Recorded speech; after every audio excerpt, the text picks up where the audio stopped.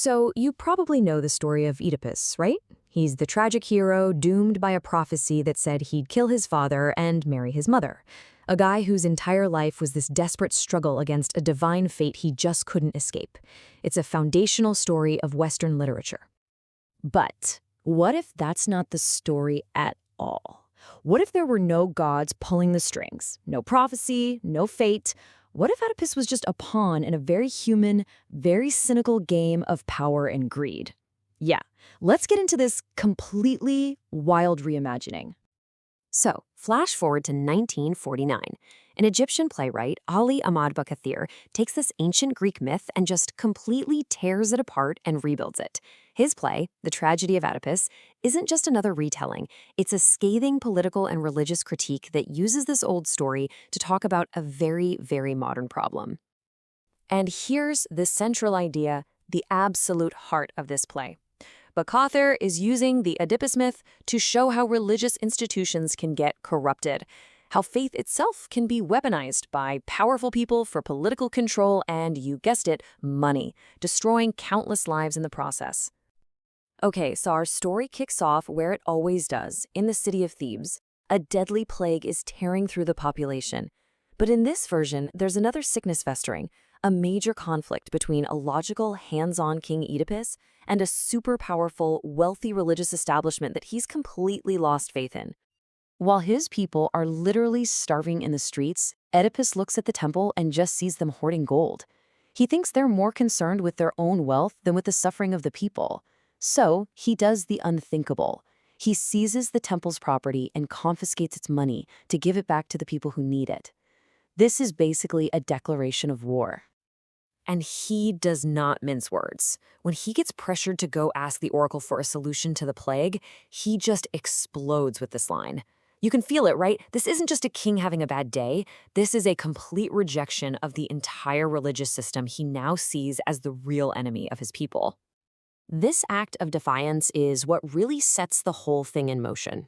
It leads to the play's huge reveal. A banished priest named Tiresias shows up at the palace. But he's not there as some mystical oracle. He's a whistleblower, and he's ready to blow the lid off a conspiracy that's been going on for decades. And this is where everything, and I mean everything, changes. You have to ask, right? If Oedipus's horrifying destiny wasn't written in the stars by the gods, then who wrote it? Who was pulling the strings that led a son to murder his own father and marry his own mother?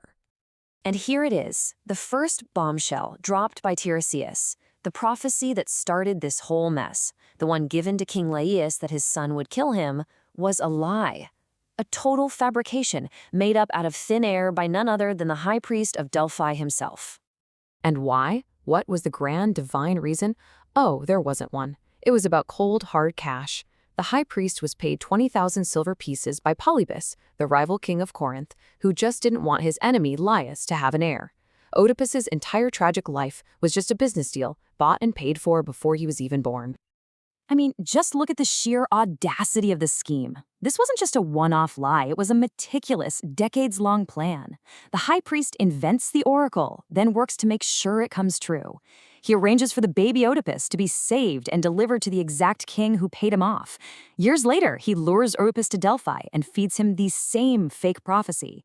He sets up the roadside encounter with Laius.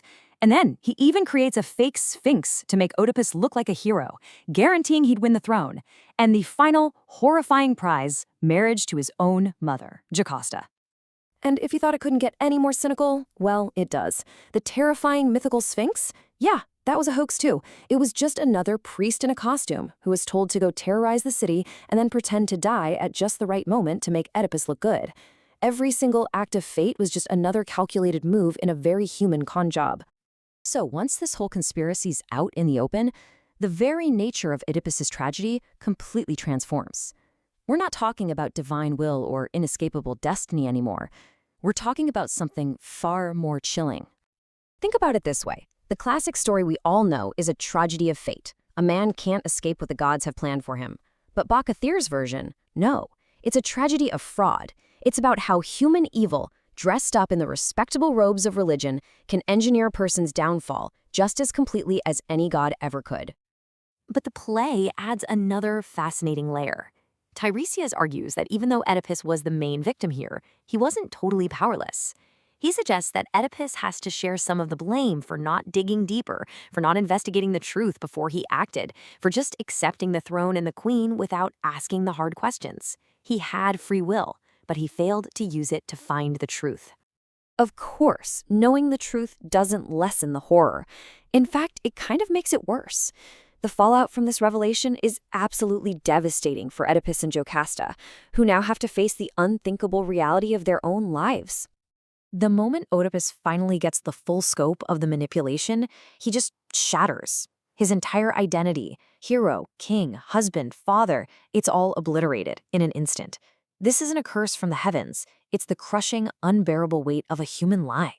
Jocasta's reaction is just pure, frantic denial. She cannot and will not accept this new reality. She clings to the life she knows, desperately trying to hold on to her husband and push away the horrifying new identity of being his mother. In a way, her love becomes her prison. And this is the absolute climax of their personal tragedy. Oedipus forces the full, unnatural horror of their situation into words. He spells out the impossible truth. Their children are also his brothers and sisters. Jocasta is both mother and grandmother to her own kids. It's a complete violation of the natural order, all engineered by human hands. But out of all this wreckage, a new kind of hero actually emerges. In the end, Bakathir's Oedipus isn't just a victim. He becomes a man who, knowing the immense personal cost, chooses to expose the corrupt system that destroyed him. He becomes a fighter for truth, taking on a powerful institution that was built on nothing but lies. And that leaves us with this massive question. By taking the gods out of the picture, the play forces us to find the real sin right here on Earth. So who is it?